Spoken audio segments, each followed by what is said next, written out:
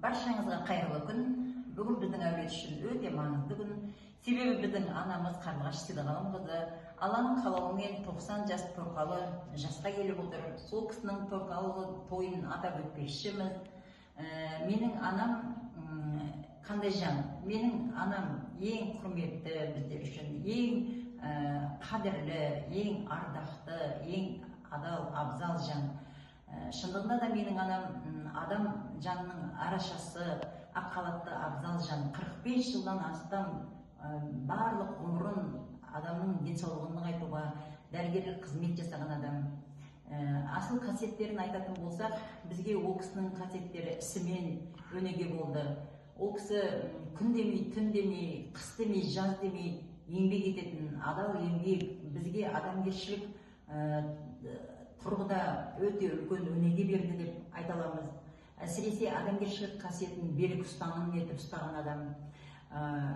Әлі бүгінге шейін мен есімде, біз Алакөл ауданы Көктұма ауылында тұрдық. Жазда шопандарын алып сырқап қалған кезде мамам тікұшақпен жететін. Сол кезде мен де қасынан қалмайтын, 5-ші сыныпта оқимын, бала кезім. Мен де барам деп, мен де тікұшақпен талай рет жайлауға ұшып барған едім.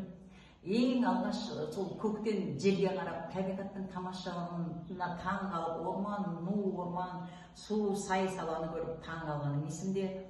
Қонаққа да мамамның қасында бірге жүретінмін. Осындай ауру сырқауларға шақырғанда да бірге жүретінмін.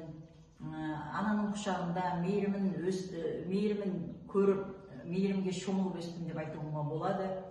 Енді барша аналарға тілерім, заманымыз тыныш болсын, анама тілерім, Алланың берген жасын жасай беріңіз, екі дүниенің рахатына бөленіңіз, Алла сізге сол екі дүниенің рахатын нәсіп етсін, ұрпақтарыңыздың тілеуін тілеп, дін аман отыра беріңіз. Біз сіз үшін мақтанамыз, әрқашанда тілеуімізді тілеп отырады.